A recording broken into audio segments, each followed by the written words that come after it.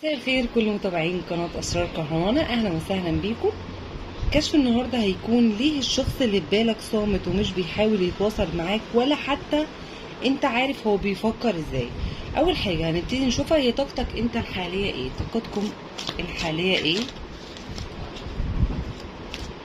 قراءة عامة مش بالحروف ولا بالأحجار، على مجموعة واحدة. طاقتك انت العامة او طاقتك انت الحالية. انت عايش في فترة من المراقبة، اشوف انك بتراقب في صمت يعني. مش عايز تعمل اي رد فعل من اي نوع. عارفين لما تحس ان انت مختفي، انك بس بتتتبع اخباره من بعيد وبتراقبه وخلاص. يعني شايفة ان طاقة المراقبة منك قوية، بس هي مراقبة في صمت من غير ما انت عايز تاخد اي رد فعل